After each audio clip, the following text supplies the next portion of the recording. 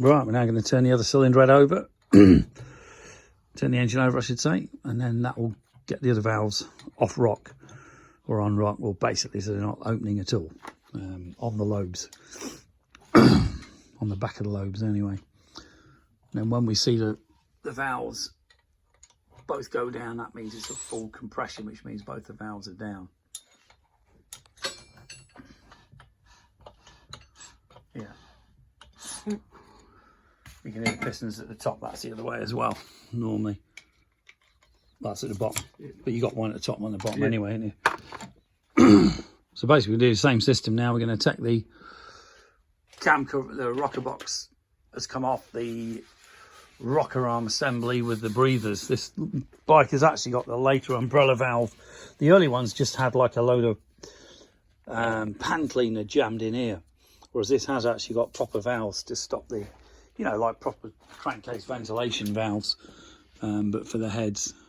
But got to admit, it is a very well made motor, this Screaming Eagle one. Well worth paying extra money and getting one as opposed to the normal motors. So we're going to crack the bolts off. Take the push rod tubes off first. These are spring loaded.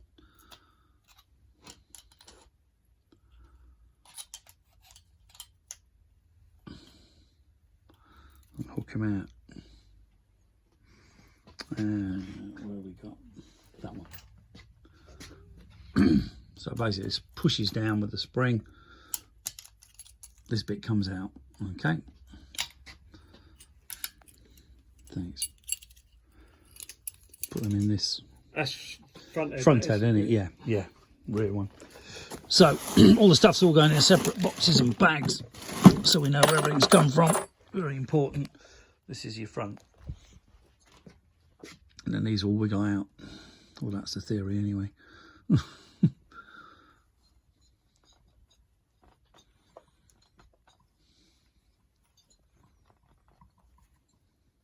Springs must be pretty good on that.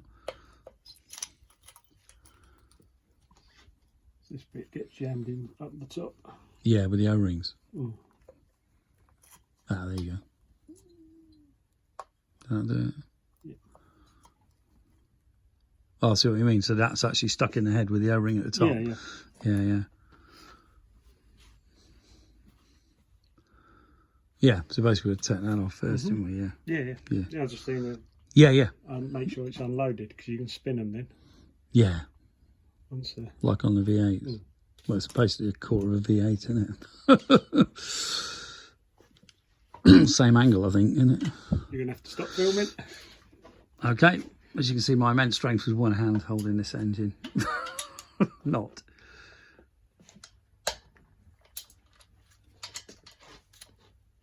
These are actually pretty torqued up, you know, obviously should be. When these are off, obviously the chrome's gone on here. We can actually powder coat that or do whatever coating you want on them, you know. But are these back billet or cast, do you think, with them being Screaming Eagle? Cast, eh? Cast, yeah. It's not like S&S where they use billet on the more expensive motors. I suppose it don't need to be billet really, this bit, does it? You can see gradually done in a quarter of a turn at a time, opposites. And then very useful tool, the old DeWalt, use it all the time, very good bit of kit actually.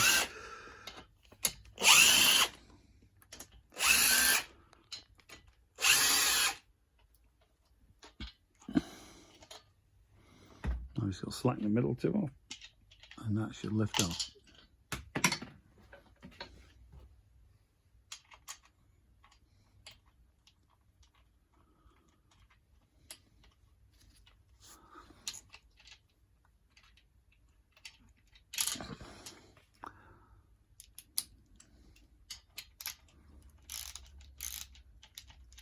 There's always a bit of valve spring on them, isn't there? Yeah. Always a bit, yeah. Officially shouldn't be any, but there always is. Or use a gun on it.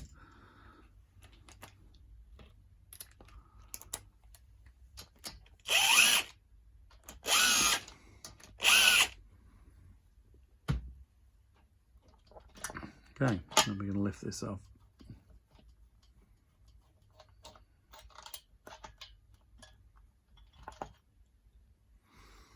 As the Americans say, set it aside. Okay, thanks. So this is going to go in this box as well, which is obviously the other head. Push rods don't look too worn, do they?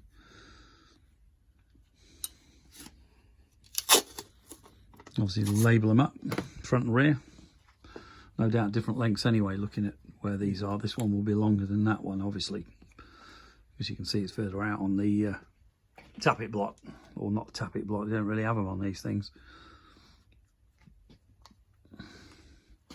If you can afford it, buy some gyms, which will be mental money.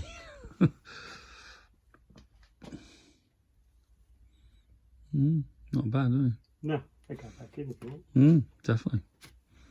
No point fitting adjustables, because adjustables can come undone anyway, can't they? Ones with the lock nuts on.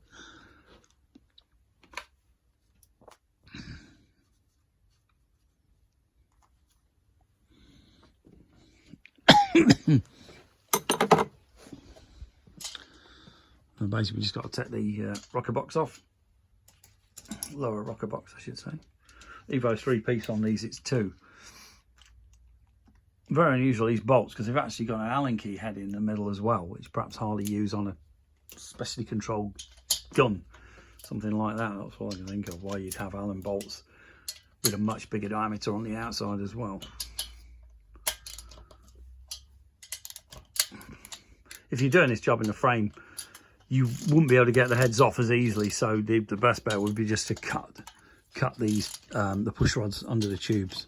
That's what a lot of people do, they just cut them, because obviously that saves you taking the motor out. But in this particular case, you know, we're going to do a full resto on it, change everything that needs changing, and also upgrade it as well.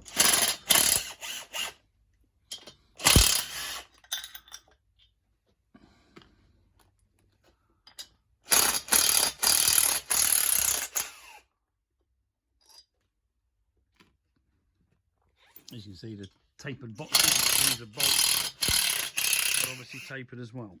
Cheers.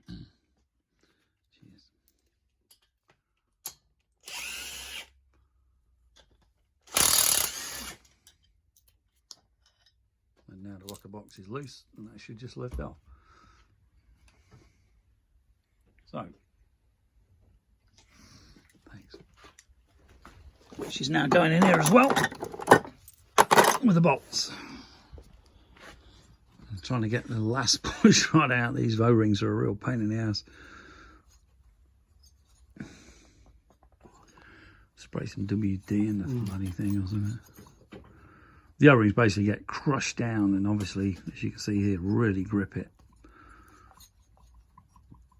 But anyway, that's the heads off. All the rocker boxes off. Push rods out, so now we're ready to start the cam chest.